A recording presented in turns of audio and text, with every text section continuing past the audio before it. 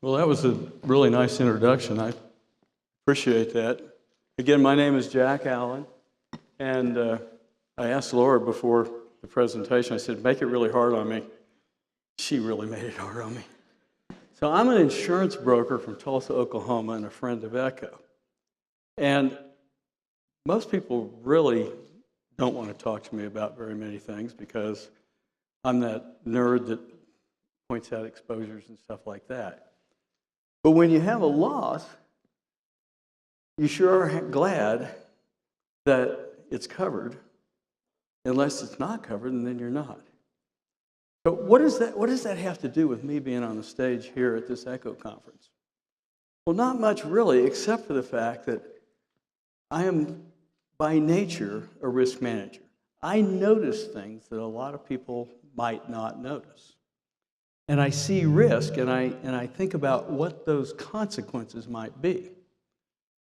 Well, my wife notices a lot of stuff too, and she's really the reason I'm here. A few years ago, my wife Stephanie and I were at a conference, management conference, and we were fortunate enough to be seated with Dr. Aurora. And so we listened to this amazing story he told about how he was changing the way healthcare was delivered around the world. So on the way back to our room, my wife turns to me and she goes, okay, what are we going to do? And I'm going, okay, here we go. I knew at that point that my life had been forever expanded, and that my sense of purpose was now going to include getting involved in this vision that was probably the most significant thing I'd ever been exposed to. So what happened is shortly after that, I find myself in Albuquerque, and I'm going to lunch with Dr. Aurora, and I'm thinking, okay, I get the story, but how are you going to make this happen? How do you make an organization like this sustainable over the long run? And his response kind of took me back. Here was this innovator, this brilliant physician with a heart of gold, with this mission that was beyond belief almost, and yet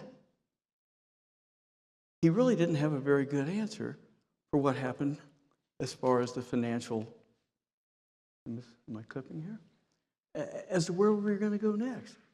At the time, as he told the story, it reminded me of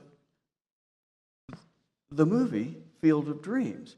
And if you'll remember, I hope most of you have seen it, the theme was, if you build it, they will come.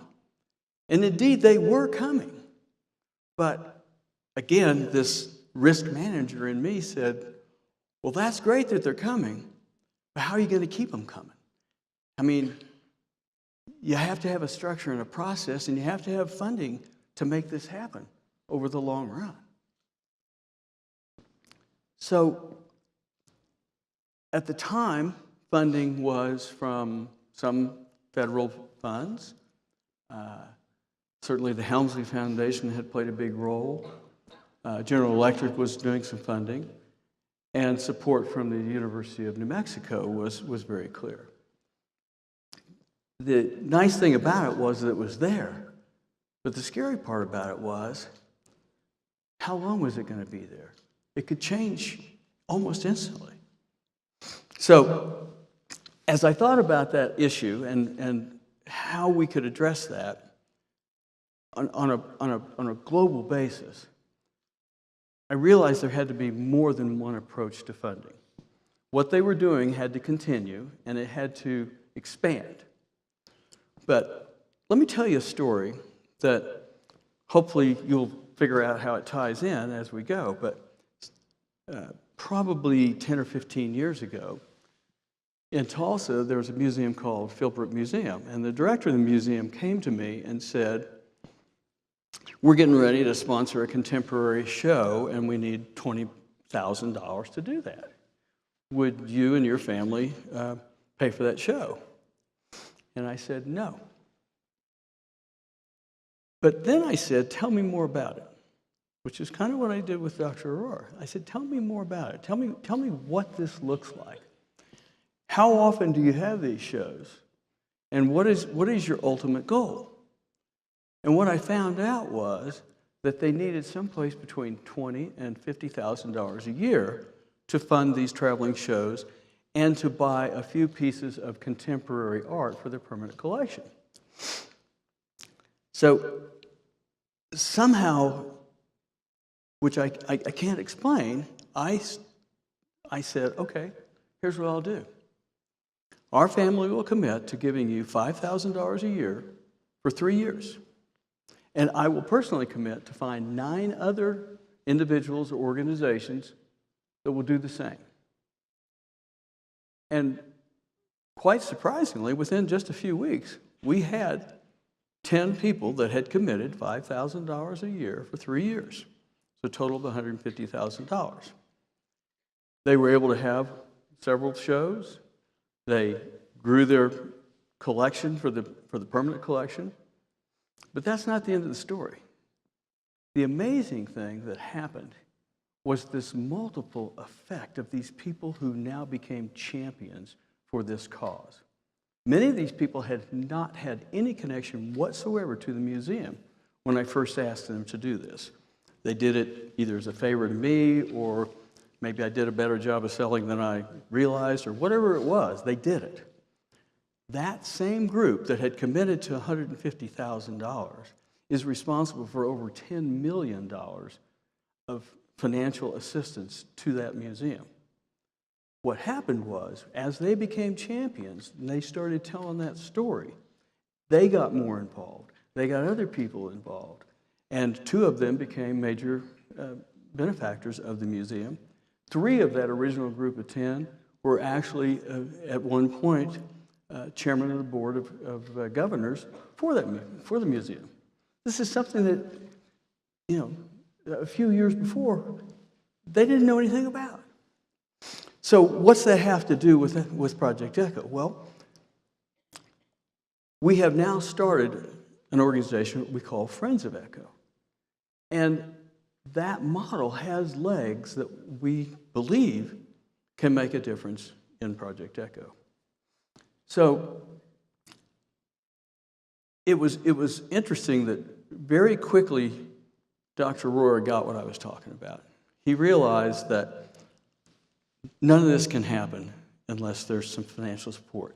And it has to be long-term commitments.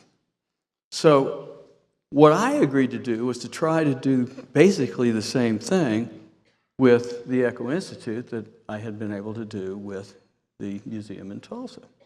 So we started my family foundation, and the Meshry family both agreed to do $25,000 a year for 4 years, so a commitment of $100,000.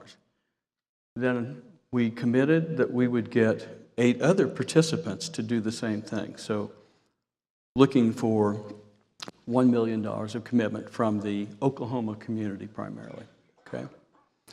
What's interesting is that was less than a year ago, and we now have 8 people or organizations that are committed to this. So we've already got $800,000 of that $1 million commitment. Here's the bonus.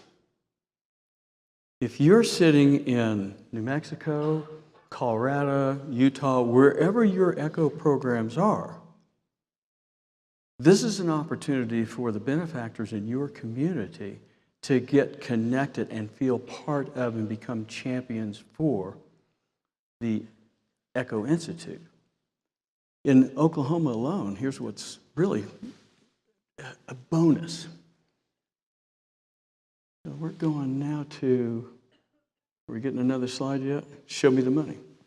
I see it, but you guys don't see it. Here we go. So you guys remember the movie Jerry Maguire? Well, that's kind of what I started thinking. We got to figure out how to get this money.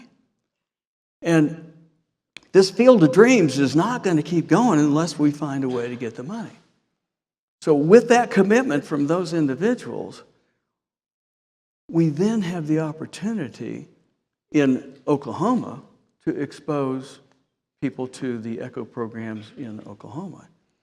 So the first 2 ECHO programs that were funded in Oklahoma were through the the Zero Foundation. And they only knew about ECHO because we started talking about it and we got them engaged in becoming Friends of ECHO. As a result of their commitment and other commitments in Oklahoma, we can identify about $10 million of financial support that we have for Oklahoma-based ECHOs. Now, what that equates to, as most of you know, is significantly more in financial reward. The ECHO programs we have in Oklahoma are now responsible for over $30 million in health care costs over the last year and a half, 2 years. That math continues to work over and over and over again. So my challenge here today is to ask you guys to become advocates for this. Some of you in the audience may be those people who could start a Friends of ECHO program someplace in your community. Many of you are not, but you know people who know people who know people that might. And remember, the economic benefit goes to everyone. Those programs that have been started through ECHO are the golden eggs that are laid by the golden goose, which is the ECHO Institute. Without the ECHO Institute, this golden goose, those golden eggs don't get laid. So your livelihood in your ECHO hubs is directly related to the financial stability of the ECHO Institute. So again, my challenge is that Dr. Aurora built it, and they came. This medical community came, and you came in droves. It's a home run. But the next line forming on this field of dreams needs to be those people who can help financially support both the Institute and the individual hubs. So up here, one of the ways you can get started is you can go to the website, you can look at ways of giving, and mostly share the story. Thank you.